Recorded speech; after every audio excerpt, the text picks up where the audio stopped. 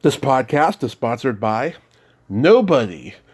Hey dudes, welcome to Splat from the Past, the only 80s themed horror and sci-fi show where things can get totally radical.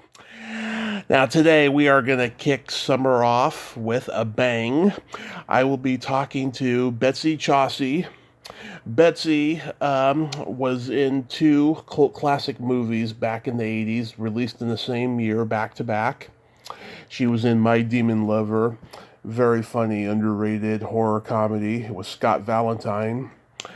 And then she was in Party Camp, raunchy teen sex comedy that Gary Graver directed.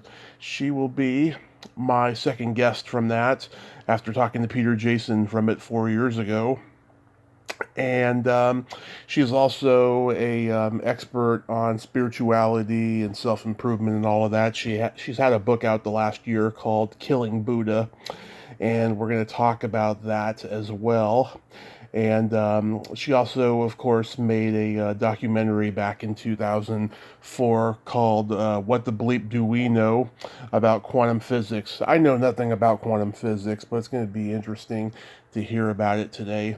And I cannot wait. I listened to a lot of interviews she's done in the past beforehand, and she has no filter. She has a low tolerance for bullshit, and she tells it like it is. And I thought, she is fucking perfect. This is going to be a great conversation today, and I can't wait. It's the first day of fucking summer, and it's going to be fun. So yeah, here is my interview with Betsy Chasse.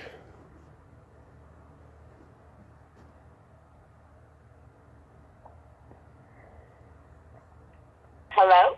Hey Betsy, welcome to the show. How are you today? I'm good. How are you?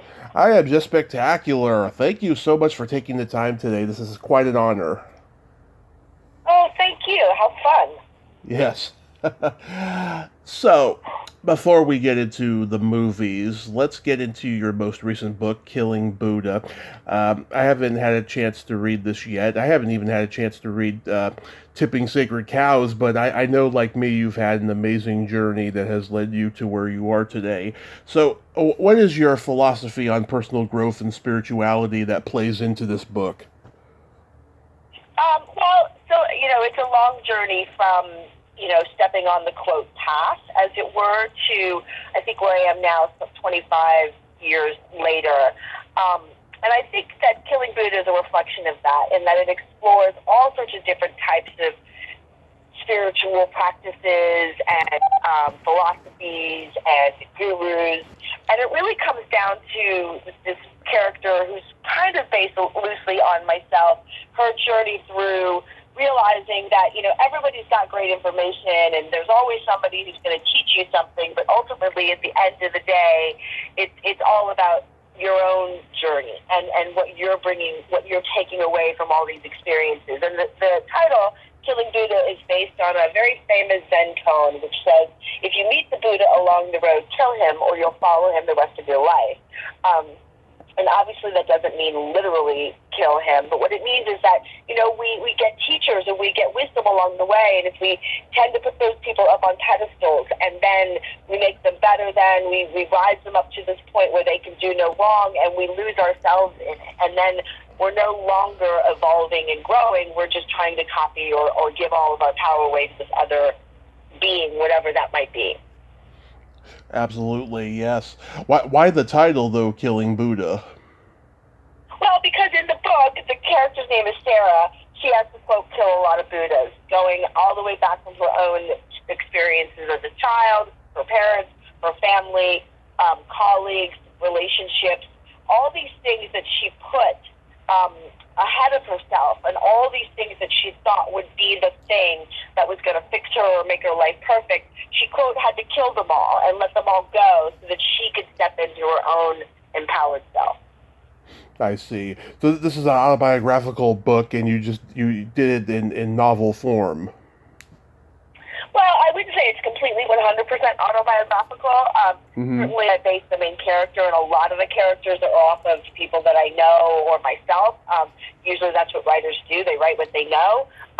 So I wouldn't say it's autobiographical or a memoir, but it certainly has aspects of my life for sure. Mm-hmm. I noticed Elaine Hendricks has a review blurb. How far do you go back with her? So it's all the way back to What the Bleep days. So she was one of the leads in What the Bleep Do We Know, and we became friends. And it was funny because people always came up to me after the Bleep came out, and they were like, "You were in that movie. You were in that movie." And they always confused me with Elaine Hendricks. And I was like, well, I wasn't in the movie, but her character was sort of based, again, sort of on a similar personality to mine, and she looked a lot like me. I mean, she's a lot better looking than I am now, but at the time we had similar characteristics, and people always thought that I was the character in the movie, not the writer of the movie.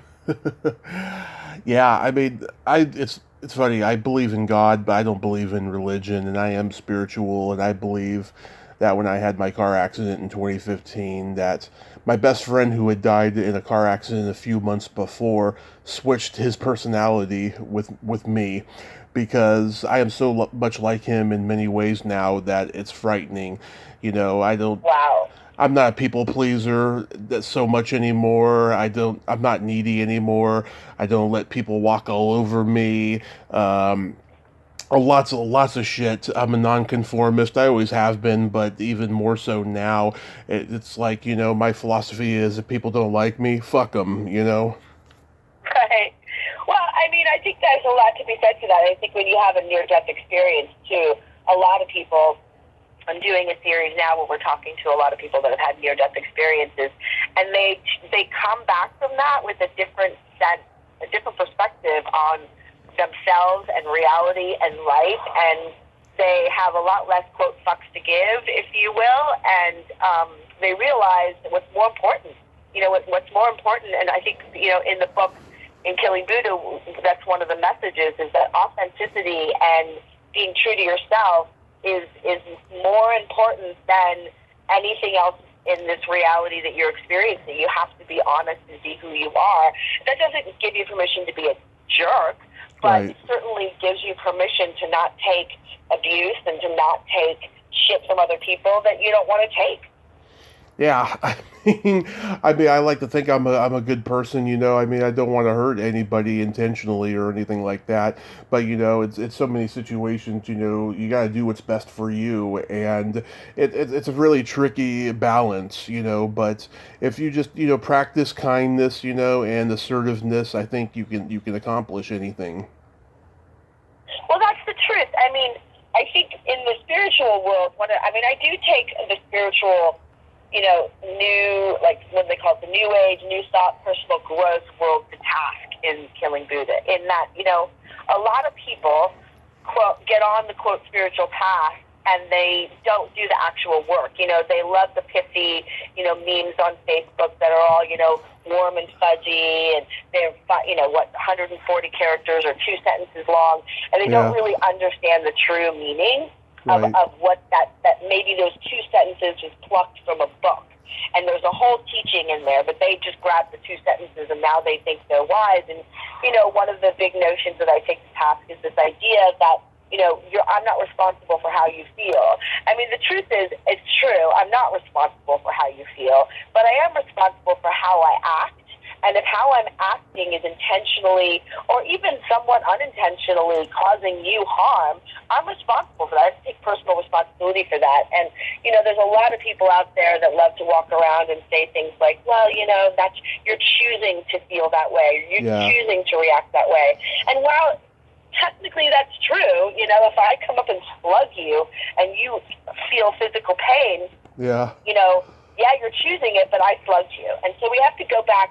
One of the things that I take issue with in the whole world, especially in the New Age world, but it's actually really going on all over the place, is what I call toxic individualism. It's like me, me, me, me, me. Everything is about me. I don't want to do this because it infringes on my rights. And that's not how, like, a society and a community work together. That's not how we thrive. Exactly. It's actually how we go extinct. We're in this phase right now of toxic individualism where everybody's all about themselves and what they believe and what they like and what they want and what they love. And so while I can sit back and say, yeah, I don't have any fucks to give and I'm going to do what I want to do, I also take responsibility that I exist in this reality with other. I coexist, and so in order to coexist, it means that I have to, be willing to take one for the team and step back and go. It doesn't always have to be all about me and what's the best for the collective sometimes. And you can do that without diminishing yourself, without diminishing your own rights, and without diminishing, the things that make you feel good. It's a balance. You're right. And you just have to be conscious and thoughtful enough to figure out how to do that in this world. I totally agree. This book's been out for a year now. How's the response been? It's been great. It came out kind of in the midst of the pandemic, and it's interesting because I have publishers who publish my nonfiction books, but I couldn't really get a publisher to publish this book because, funny enough, I had too many fucks in it, and it was too real. It was too honest, and it was too, apparently, you can't say that about some of these. All of the characters are fictionalized. There's all fake names, but if you read it, you'll know some of the gurus that I'm talking about, because I've certainly had experiences with pretty much everybody who's anybody in the New Thought, New Age world. And a lot of the publishers were afraid to publish it because they thought that I would offend someone. And I was like, look, I'm not saying anything. First of all, it's a fiction. And secondly, I'm not saying anything that isn't true. So, so I decided to publish it myself. So there were some challenges with that, but overall the response has been great. I admire that because that's a part of holding true to my own word. I mean, I had offers where, well, if you tone it down and you change this, and I just thought, I don't want to do that, and I'm not causing harm by putting this book out, and so I wanted it to be my book, my way. I totally admire that. We need more fucks in the work today because it's right? It's so much more honest. Yeah, exactly. Yeah. So, going back in time, what age did you start gravitating toward acting? It's a funny story. I don't know if it's true or not, but apparently my birth was filmed for a documentary on natural childbirth. Mm-hmm. And there you go. I was at my. Apparently, the story goes that this documentary film crew was following another woman during her whole pregnancy, and she was going to have a natural birth, and she ended up not having a natural birth, and so. My mom, I was the youngest of 6, and they went and they asked somebody else if they could just film the birth without filming the person's face. And so my mom was like, sure. So I was technically a stunt baby from the moment that I was born. Oh, wow. You're the youngest of 6, so does everybody in your family have no filter? Pretty much, actually, yeah. I would say that that's actually true. We all speak our mind. I mean, when you come from a big family, you do one or two things. You either go quiet or you get loud. And I think everybody in our family just decided to get loud. Oh, that's awesome. Did you start doing immediately start doing school plays and community theater?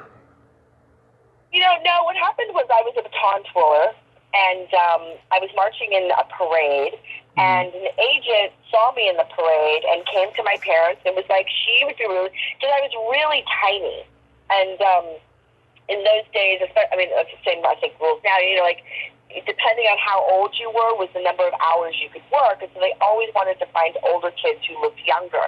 So when I was like 7 and 8, I looked like I was 5. I was teeny tiny. So my parents were like, okay, and I ended up doing a lot of commercials. I mostly, I did Silver Spoons and Who's the Boss and Charles in Charge, and of course, my Demon Lover and things like that. But mostly I did commercials. I was like the McDonald's fry girl. I did Coke commercials, and my agent let me kind of go and do TV shows. Mm-hmm. But really, I made more money doing commercials, and I didn't even audition most of the time. I would just get booked, and so I was doing a lot of commercials, and I did some theater. I did Annie at the Annie at the Schubert Theater and Sound of Music, and I did some theater, but mostly I was doing commercials. Yeah, I read about that you had understudied in the second run of Annie on Broadway, right? No, I was in the second national touring company of Annie in L.A., and I understudied for like 2 weeks, and then I ended up going on full time. Oh, okay. Yeah, it said that you were in there with Molly Ringwald and Alyssa Milano.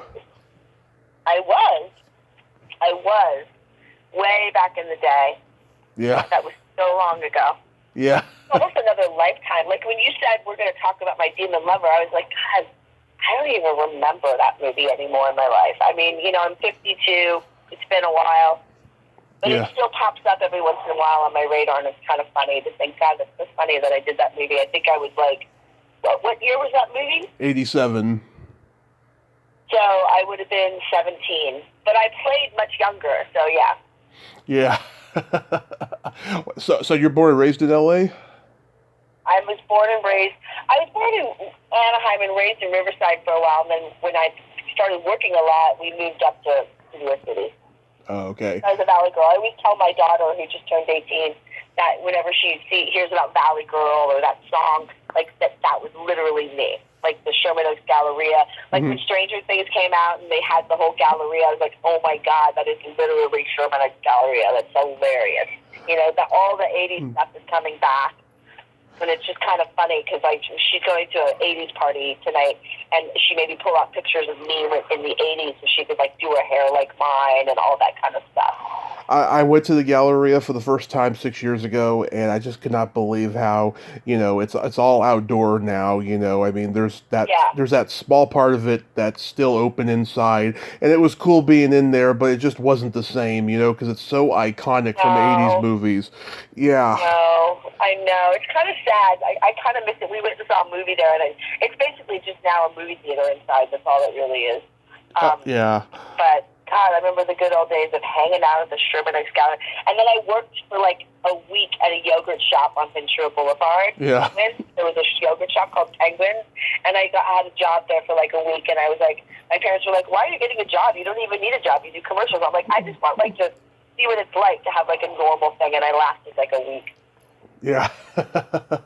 Yeah, we went to go eat at the Buffalo Wild Wings in there and stuff. Yeah, it was nice to be there, even though it's just not the same anymore. It reminds me of one of my malls in the Bay Area, Stanford Mall in Palo Alto. It's very outdoorsy like that. Yeah, so you guest starred on a lot of TV sitcoms. You mentioned like Charles in Charge, Silver Spoons, Our House, Who's the Boss. But was My Demon Lover the first movie?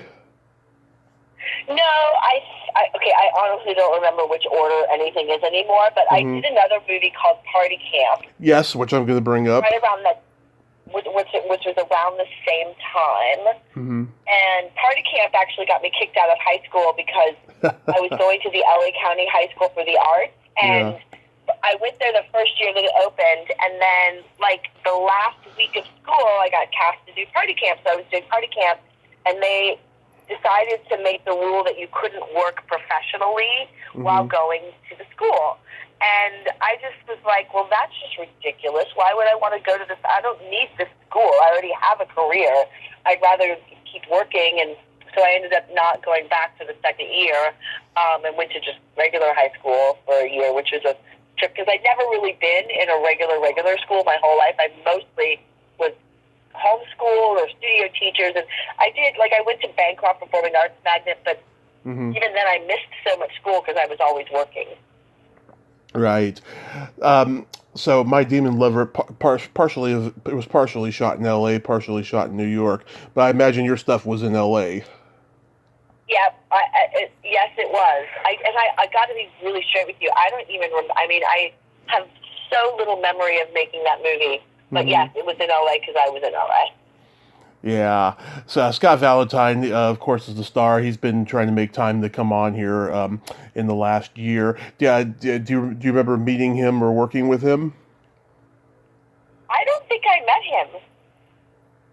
I think I was with what was her, Dee Dee, my grandmother, right? And then I was with the boy who was the young Scott Valentine. I don't think I actually met Scott Valentine. How about the female lead, Michelle Little?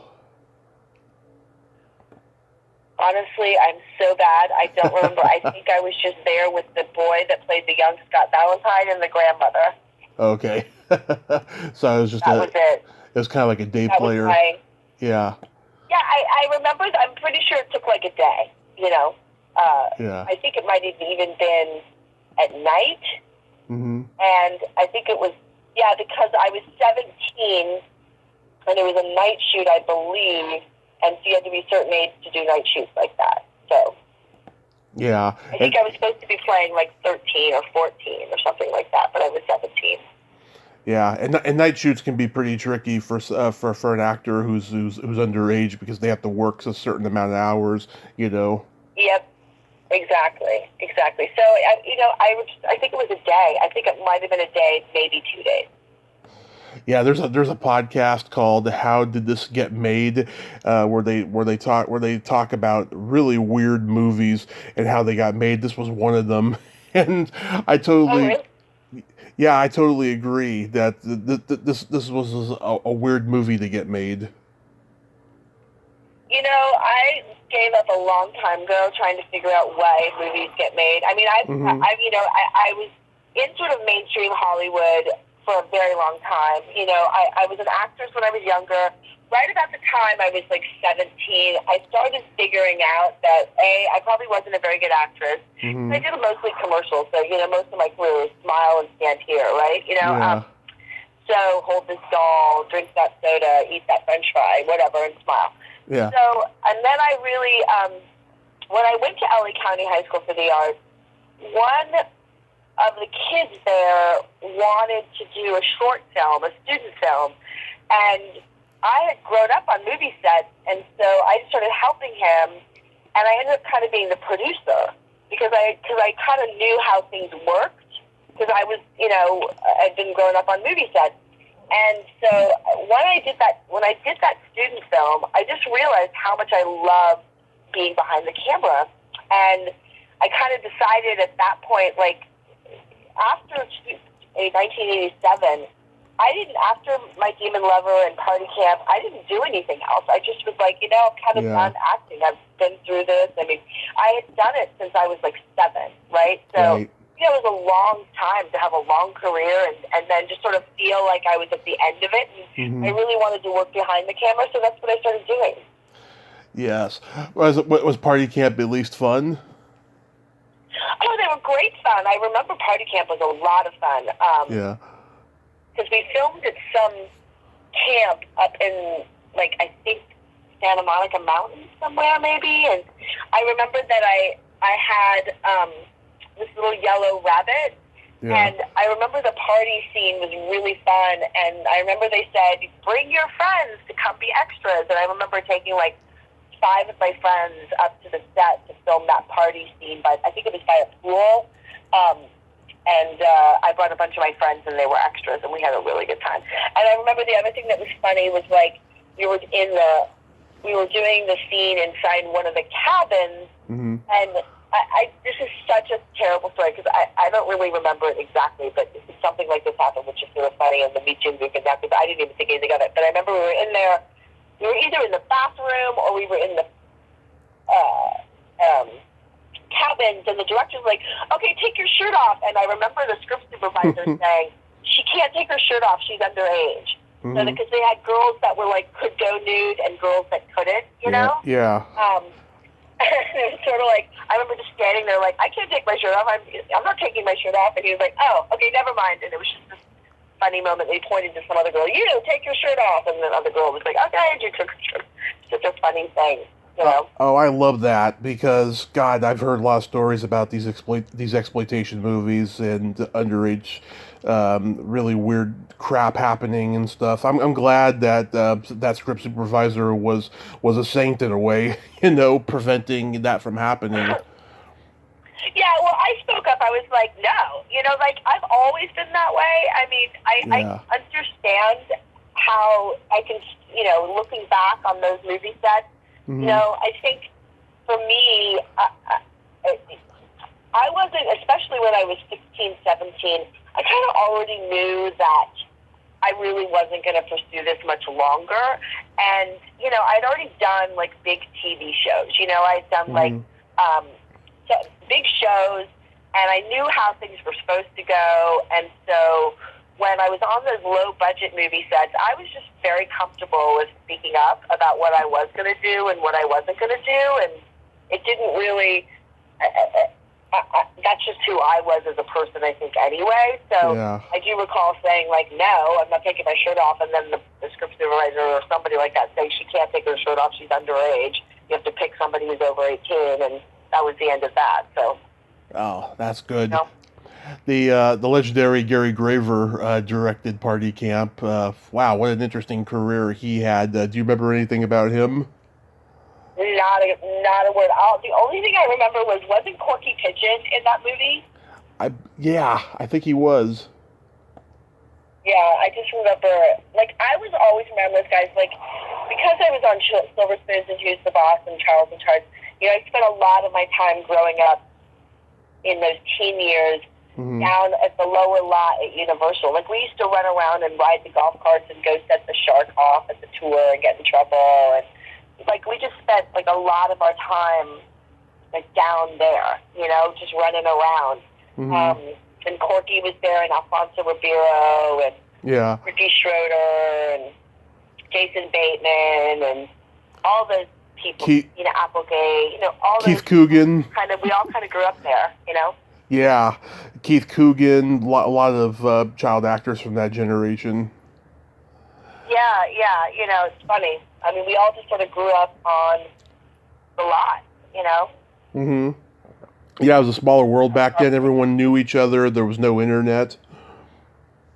Yeah, no, there was definitely no internet. Yeah, I mean, our entertainment was like, let's steal a golf cart. And we would love to, like, it was fun to go around with Jason. I had a huge crush on Jason Bateman, and I think he was older than me by like 4 years or 3 years. I'm not exactly sure, but not by many. But back in those days when you're that young, like, age difference is like might as well been 40 years, right? But I was like super into him, and I remember having a lot of fun riding around with him and Ricky Schroeder on a golf cart, and just because the tour would go through and everybody would freak out because it was Ricky Schroeder and Jason Bateman, you know? Yeah. And the tour bus would stop and they'd wave, and I would just be sitting there. Yeah. Do you remember anything about Jules Shepard?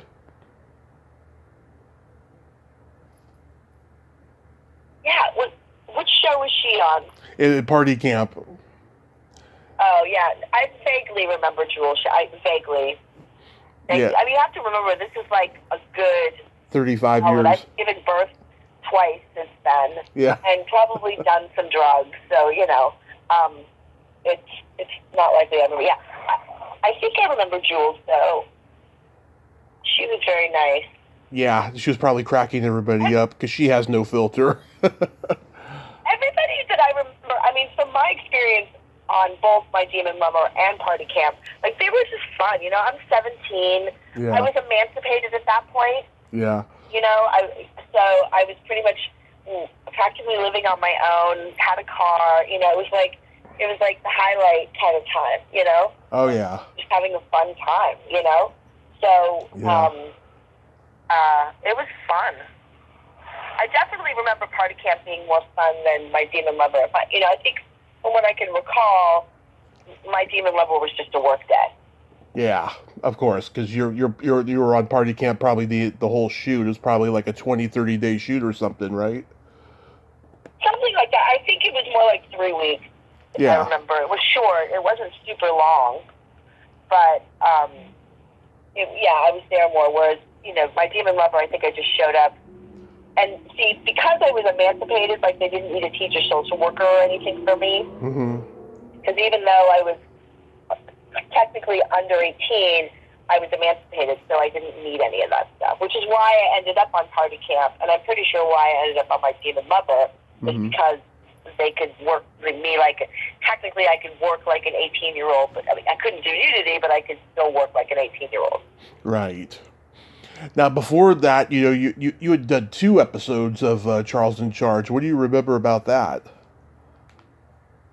You know, it was a fun time. I just remember being, you know, I bounced around a lot because I was always on one of those shows. It felt like, you know, there wasn't a week that didn't go by, or, you know, maybe a week or 2 that I wasn't down there doing Silver Spoon. So I had this weird reoccurring role on Silver Spoon where I was technically the Ricky Schroeder's neighbor. And so I would pop in there to do walk by. Sometimes I had a line. Sometimes I didn't. Sometimes I never did anything. But I was oftentimes just there in case they wanted me to do something. And, you know, there was just all those girls on Charles in Charge. And the guy that made that show, his name was I can't remember, Al something. And he had a bunch of different shows that he was doing. And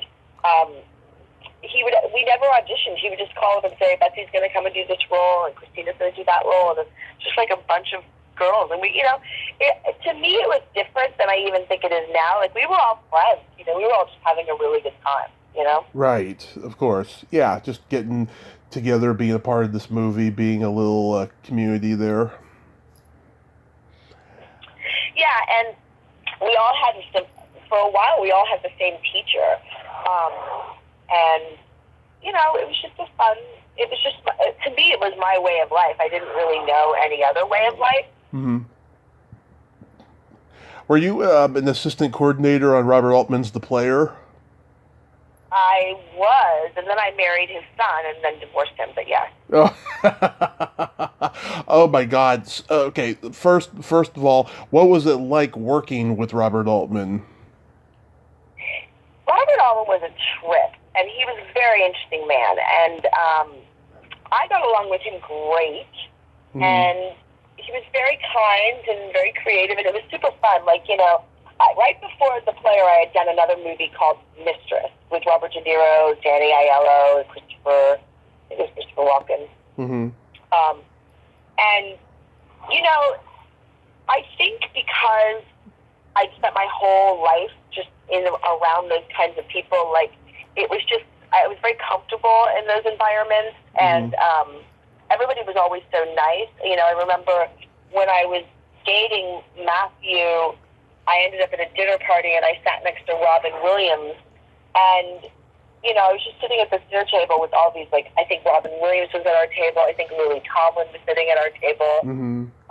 It was just this, like, table of legends, and I remember being a little bit intimidated by all these people that were there and just listening. And I remember Robin Williams that leans over to me and he's like, you know, you're probably way more interesting than everybody here at this table. We're just all like narcissistic and want to talk or something funny. It was very sweet and it was very kind. And so, yeah, it was really cool to be around all that kind of stuff.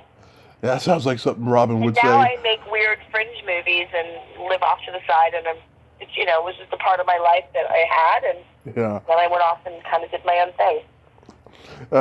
Was Robert great for as a father-in-law? He was very, you know, their family was very wonderful, and I was just too young to get married, but they were very kind, and, you know, I think I remember him always being very interested in what I was up to, because I was very, you know, a lot of the family worked on the family's movies, and so I kind of wanted to have my own career and do my own thing, and so he was always very, you know, interested in what I was up to, because I was always, because I worked on The Player, and then at the time, I had also production managed Bryan Singer's first movie, Public Access. Oh, yeah. And so I was off doing my own kind of unique movies and things. And so he was always very fascinated that I was, like, somehow, like, I wanted to go do, like, what do you mean you're not working on Pret-a-Porter or, short stories or whatever it was? I was like, no, I'm going to go do this because I was trying to advance my career. And I think he seemed to respect that I wasn't interested in just manipulating and using him as my ticket, you know? Exactly. Yeah. Oh, that's so awesome. And you produced Against the Law? I did. God, that's a long time ago. Against the Law. Was that the one with Nancy Allen? No. Nancy Allen, Nick Mancuso. Oh yeah, I did. I worked for a company and we did a bunch, and we did La Cucaracha with Eric Roberts and Tried to Kill Me. And I did a lot of, I mean, it's so funny to talk to you because I forget, like, oh yeah, I did a movie with that person. I did a movie with that person. I did a movie with that person. It was interesting. Yeah, did you get along with Jim? Jim Jim. Wynorski. Yeah, I actually did. He really liked me. I love Jim because he's insane. I remember this about him. He was insane, and he would scream at people like Oh yeah. out of nowhere. But we were always in and out in 10 hours. Like, no, that was it.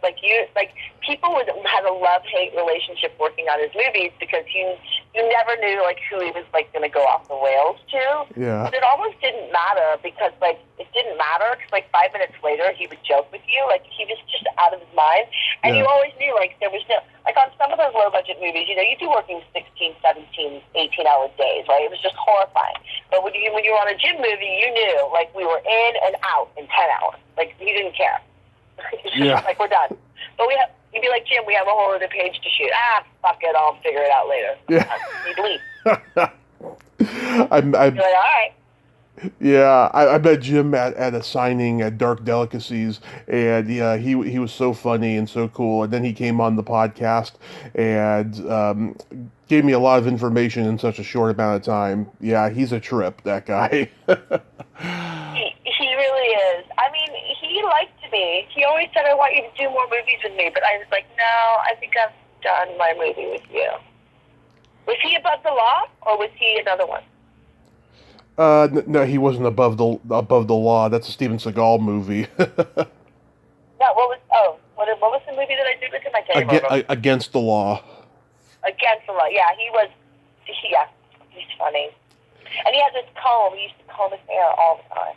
Yeah, he's always got his hair well combed every time you see him. Yeah, because he loved that comb. He was really into combing his hair.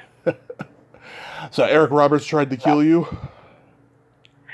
Yeah, Eric Roberts tried to kill me twice in my life. I was doing Best of the Best 2 with, who was the kid? Chris. He died of an overdose. What was his name? Chris? The actor. Chris. It'll come to me. Anyway, I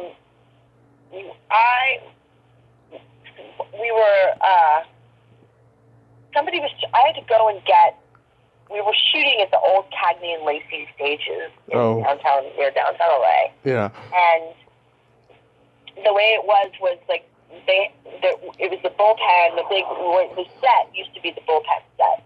But that's where we had our production offices, and he had a dressing room there. And then attached to that building was a big stage, and you could get there through this long hallway. And they had this red light on the production side, and then you could get into the hallway, and then if the red light was on the other door, you'd have to wait to open the other door until the red light wasn't on anymore. And they were waiting for Eric Roberts to come, and first I was on the set, I was the coordinator, but I had been on the stage, and then one of the ADs said, hey, are you walking back? Would you tell Eric we're ready for him? So I was knocking on his door, and he wasn't answering, and so I had a walkie-talkie, but for some reason, I don't know, I ended up walking down the hallway, and then the red light went on. I was like, oh, and then Eric Roberts came into the hallway and started screaming at me, why are you banging on my door? That's not your job. And I was like, I'm trying to come and get you. They told me to come and get you.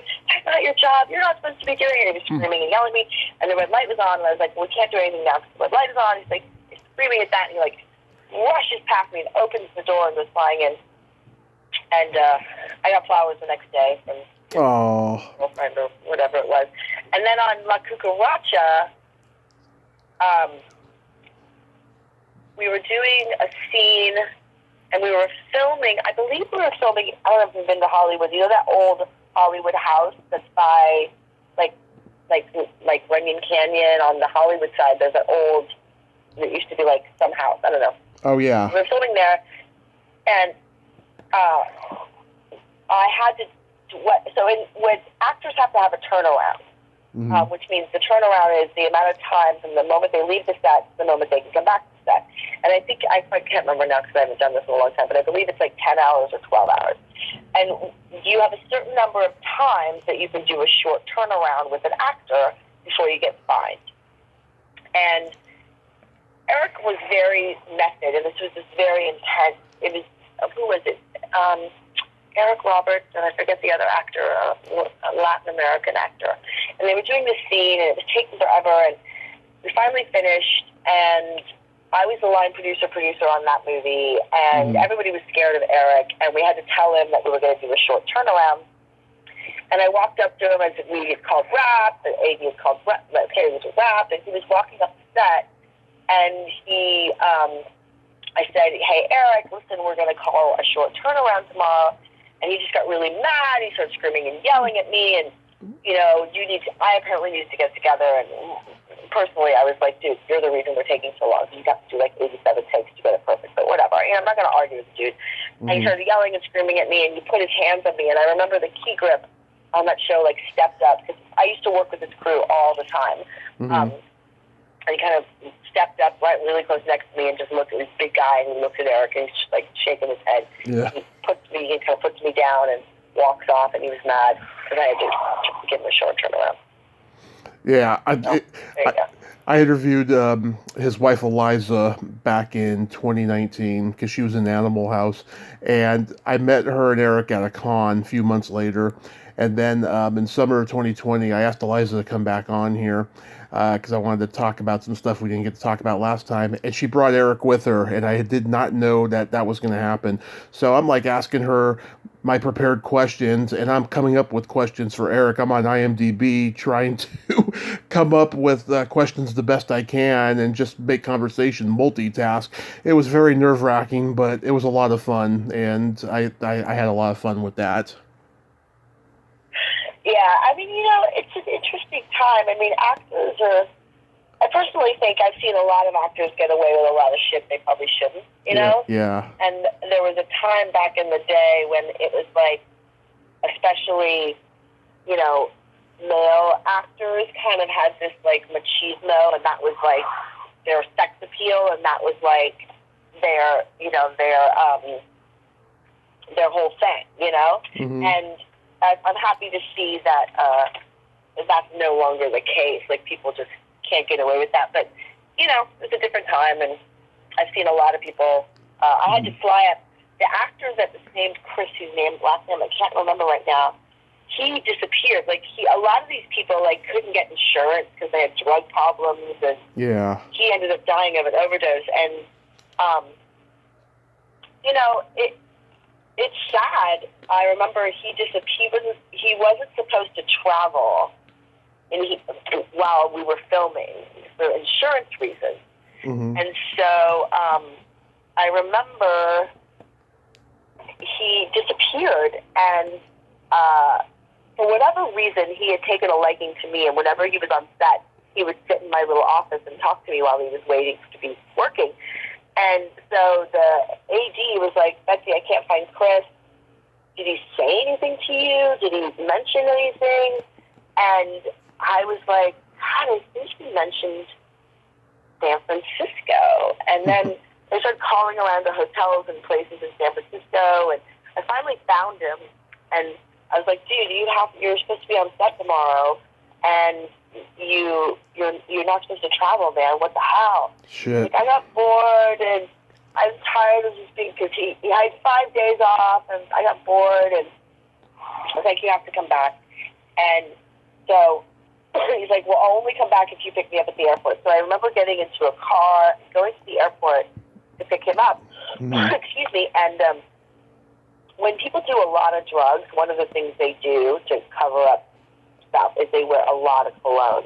And he was I'm in this back of this limo with him, and we had to go all the way up to the top of like some canyon somewhere. We were filming, I think I want to say Paramount Ranch, but I don't remember now. Yeah. And we're filming there, and I get super car sick, and I also have a sensitivity to cologne and perfume. Yeah. And I was just in the car with him, and I thought I was going to, like, the whole time, I thought I was going to vomit. And we finally get up there, and I open the door, like, I fall out of the car. I'm so sick. Like, I just felt like I was going to die because I couldn't, the smell was so strong. And it was just cologne, like he just dumped on a bunch of cologne. And I felt bad. And it's sadly enough, I think he ended up dying a couple of years later. But it was, nobody cared in those days, I don't think. People just wanted you to work and, make money and, Yeah, it's certainly sad. Uh, yeah, so you make your first documentary, What the Bleep Do We Know, and then you do the sequel, Down the Rabbit Hole. I know nothing about quantum physics. I wish I had a reference point for it, but from what I understand, you didn't know about quantum physics until you were asked to do this, right? Right. Well, technically, by the way, Down the Rabbit Hole is not a sequel. It was just a director's cut. They tried to market it as a Oh. sequel, which is typical of a just studio. They tried to, which was bullshit, and it didn't do as well in theaters. And I was like, no, it's not going to do well because you're marketing it as a sequel, and it's not a sequel. It's just a director's cut. Yeah, I didn't even know how to spell the word quantum physics, let alone understand it. When I was hired to make that movie, and I was hired to make a different movie. I was hired to make a movie called Sacred Science, which we ended up making What the Bleep. We kind of trashed that movie and ended up making What the Bleep. And I think it really was unique. It was, the IDA kind of coined the term hybrid documentary because it was a narrative. We had Marlee Maitland and Elaine Hendricks starring in it. As a narrative story incorporated along with the documentary where we interviewed a bunch of people who are now famous because of What the Bleep. And then we had this animated feature kind of all squashed together into one movie. Mm-hmm. And it became like a huge phenomenon, right? Yeah, it's sort of like the Rocky Horror Picture Show of, the New Age New Thought. It's like a cult classic, and so you can watch it on Amazon Prime. And, basically it takes, at the time, it was kind of funny, they came out and said a lot of what we said in that movie wasn't true, and it was wrong, and now here we are almost 20 years later, and, I would say about 80% of what we said in that movie is now considered to be true. And a lot of it was more so behavioral science and neuroscience. Mm-hmm. But, it's now more and more becoming, what we said in that movie. I was called the mouthpiece of Satan for that movie. I had death threats for that movie because, we basically put the power of your life in your hands. We didn't really talk about God, but we basically said, you're a creator of your reality. Now, scientifically, that's true. We are creators of our reality, more so of our perception of reality, but the idea was, your thoughts affect your reality. So how you think matters is basically the end all of that whole movie was how, and now everybody's like, mindset is everything, right? But back when we did that movie, it was, it was almost heretical to say those kinds of things. So it's kind of like destiny. Like you choose your own destiny. Well, yeah, exactly. It's really more about how are you perceiving the world around you. I don't necessarily adhere to the notion that I'm going to manifest a Mercedes out of my ass if I meditate long enough, right? Yeah. But, how am I looking at my life? Why do I want the Mercedes? How am I operating in the world? From what perspective? When you are conscious and thoughtful, we were talking about this earlier with toxic individualism. It's like most people that are unconscious are so afraid of what's going to happen to them, or what someone's going to take away because they're buying into the paradigm and the bullshit that we're being told, which is that anybody different than you is bad. They're going to take your stuff. All that stuff. So we operate in fear. But if you don't operate from that place, if you operate more from the perspective of, I have everything that I need, I'm healthy, I am going to operate from this space of empowerment, then, you might not get a Mercedes, but you're going to love the car that you have. And then the more that, there's a great saying, one of my favorite songs is by this girl named Regina Spektor. She has a song called Firewood, and in it she says, love what you have and you'll have more love. And that's basically how it works. Wow. Yeah, I've heard people say, put it in God's hands, because He has a plan for everyone, But then I hear other people say, you got to have confidence to go out there and make your dream happen, I just think at this point it's all about luck, Well, I wouldn't say that it's all about luck. I mean, I'm not a believer in that it's just magic, things just randomly happen. And sometimes they do. I mean, we certainly, there's a certain level of where were you born and what, in what time zone were you born? Like, were you born, I was born in Southern California versus being born near somewhere else, Mm-hmm. Certainly that has something to do with it. But then what are you going to do with that, Yeah. What is it that you're going to do? And there's a certain, I mean, it's such a hard thing because, this reality, I look at this as the plane of experience. I don't think this is the only life I exist on. I think of this as the plane of experience. It's the slowest of all dimensions. We have matter, right? Mm-hmm. You move slow. It's the slowest frequency. And so if we're here to experience, we're here to feel, we're here to suffer and have bliss and have a takeaway of what all that feels like and what are we learning from all that. So, I don't take life too seriously because of that, but I also take it seriously in that what am I here to do on this planet for this short amount of time, and I want to make it worth my while, and I want to do, I want to learn, and I want to do good in the world, Exactly. I see you consulted on a documentary about polyamory called Polylove, and I am obsessed with polyamory because I dated a polyamorous girl back in 2014, and I thought it was very interesting. So, what do you know about polyamory? Well, okay, first of all, I consulted, so I was that was one of my students. Uh-huh. I teach documentary filmmaking. From what I know so far, it usually doesn't end well. Yeah. But, I don't have any opinion on it. People got it. I have this philosophy, which is you do you, boo. Mm-hmm. That's my philosophy of life. So, if it's working for you, do it. As long as it's harming other people, then rock on with your bad stuff. I don't care. I don't really care who you fuck. I don't really care what you eat. I don't really care, like how you pray. Like, none of that. Like, in the grand scheme of things, none of that matters. And we've been conditioned to think all of that matters, because if we worried about all of that stuff, then we're not worrying about and looking at what's really going on in the world, right? We're too busy worrying about who's sleeping with who, right? Yeah. Somehow that's going to affect us, right? But right. I don't really look at it from that perspective. I just look at it from is what I'm doing going to cause someone harm? And if the answer is no, then I'm going to do it, Mm-hmm.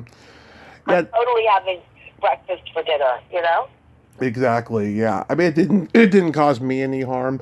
I just didn't have any understanding for it at the time because I was at my absolute lowest. I was drinking pretty bad, and I was homeless at the time. And a friend introduced me to her friend to kind of cheer me up and get me out of my funk, and all of that. And it wasn't until after I had my accident and got sober that I told her, you and I will always be friends, but we can't date. And I don't think she took it well.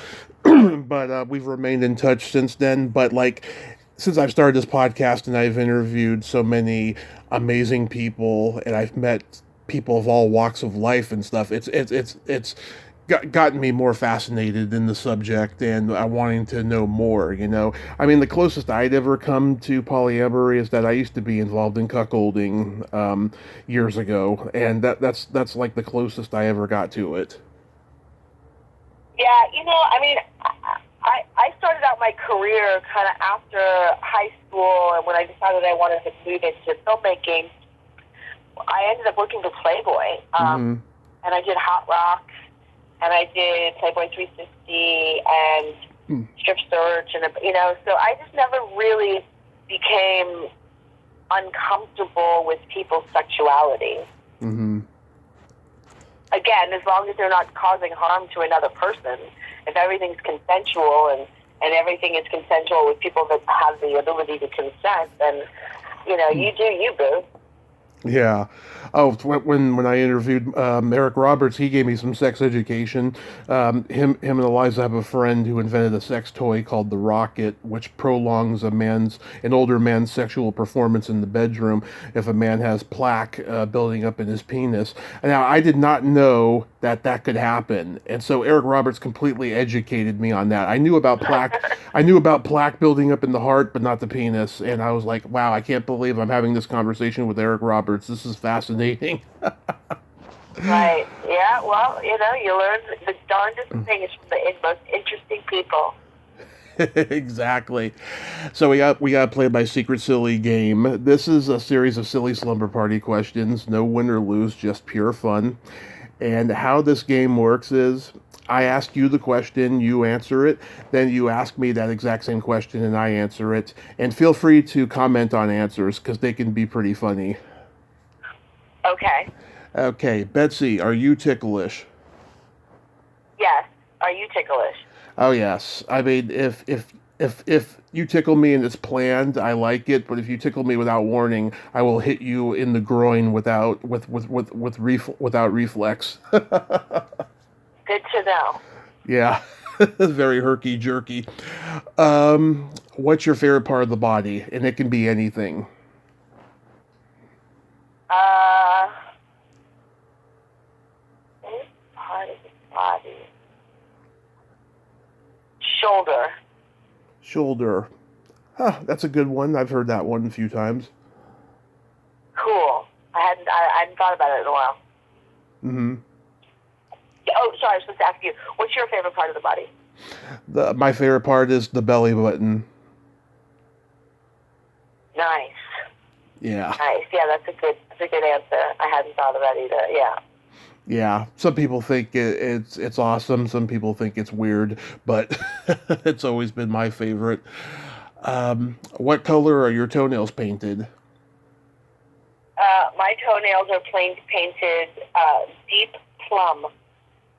Deep plum. Nice. And your toenails, what are they painted?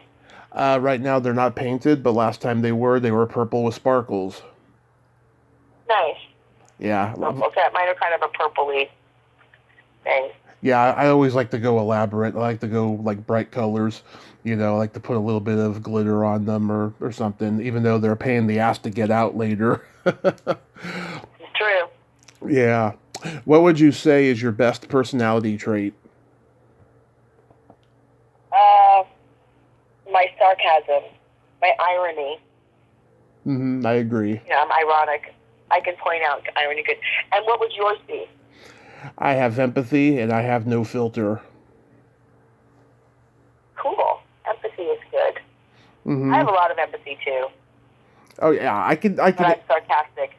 Oh yeah, I mean, I can hear it in your voice. I mean, I think that life is all about balance. And I think I have a good balance there. Empathy and no filter. Yeah, exactly.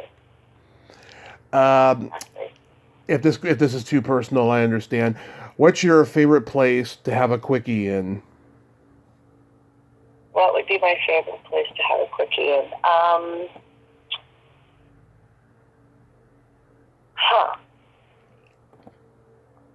Gosh, these are interesting. I haven't thought about any of this. It's like, what is my favorite place? My car. Okay. It's enclosed. I mean, I don't mind being outside, but I don't like dirt or sand in weird places. It gets awkward. Yeah. And what about yours? Back in the day, I used to love to do things in the back of a movie theater. Oh, cool. Yeah. So I have to throw out something to you. My almost 15-year-old son's going to get in his car in 2 minutes because I'm picking him up from his practice. So Right. just make sure these questions don't get too weird. Oh no. No, there's one more. Is there a stinky smell that just makes you gag? My son's feet after practice. Really? Yeah, like kids. I remember you don't have kids, but if you have kids and they play sports and then they have the sports bag, that shit is nasty. That shit is just gross. Not not nice at all. And then they get in the car, and then they take their shoes off to put them in, their cleats off to put them in, and it's like a whole thing. It's not pretty. No bueno. And what about you? Yeah, for me, yeah, it's either farts or feet. Yeah. You know, I have to tell you a funny story. Speaking of feet, this is funny. Mm-hmm. So my daughter turned 18, and I said, okay, it's time for you to get a job. And she tried a couple of gigs. And so about 3 days ago or 4 days ago, she came up to me and she said, all right, Mom, I've decided to start a business. I said, oh, okay. She's like, I need to take pictures of your feet. So I'm like, all right, whatever. So I let her take pictures of my feet. And apparently I now have a feet finder account that my daughter is managing for me, where people can buy pictures of my feet. So there you go. Wow. I mean, are you okay with that, or? I think it's hilarious. I think it's brilliant. You know, when I was a little kid, when I was in like kindergarten, I remember that I heard that two people were going to kiss after school. Mm-hmm. So I stole the ticket roll from my mom and went and sold tickets to it. And so I think I looked at her and I was like, you know, like, good for her. Like, people are making money off of feet. It's my feet. And so I was like, you know, if you could make money off my feet, then rock on with your bad self. Like, if that's what you're going to do and you make money, and like, again, am I causing harm? No. Is she causing harm? No. So, you know, I think it's pretty ingenious of her to do that. Mm-hmm. And so for anybody who wants it, it's my this is the name she gave me. Foot MILF 69. So it's Foot and then MILF 69. That is my feet finder account. If anybody wants to go find pictures of my feet, I'll definitely go check it out. Sure. I mean, I think it's great. You gotta I'm the kind of mom that's like, you know, again, if it's not causing harm, like, I just want her to, if she's making money off of that, it's a lot of work. She's learning about how to market. Mm-hmm. She wants to be a real estate agent or do event planning or, you know, marketing and things like that. I'm like, you know, this is totally up right now. This is how you learn. So that is awesome. I'm doing it, and good for her. So she gets 20% of my sales, though. So, you know, if you do buy my feet pictures, you're supporting my daughter's business. Think of it like that. Nice. So do you have any upcoming projects or anything that you can mention? So to go from completely low frequency based feet all the way up to, I have a series out right now called The Energy Healing, The Ultimate Healer, which you can watch on YouTube for free. It's an invite to a new platform, so they're giving away that series for free. If you go to YouTube and just type in Bliss Up Now, find that channel, you can watch that whole series. If you've ever been interested in energy healing, it's all about the science behind energy healing and how it works. It's really cool. I'm in the process of filming a new series called The Galileo Project, which interviews scientists and researchers from around the world that have made mind-blowing discoveries that the mainstream science doesn't want you to know about. Cool. Well, Betsy, you are an onion with many layers, and I enjoyed talking to you today. Thank you so much for coming on and sharing all this great information. Thank you so much. Have a fabulous day. Yes, you have a great day, and be safe out there. You too. Bye-bye. Bye-bye. Well, there you have it. Betsy Chasse. Ain't she a sweetheart? Wow, she is fun, and she's really smart. She's got a lot of great information. It was fun to talk to her today. Well, but until next time, this is Tommy Throwback Kovac saying there's no shame in living in the past because the present sucks. Later, dudes.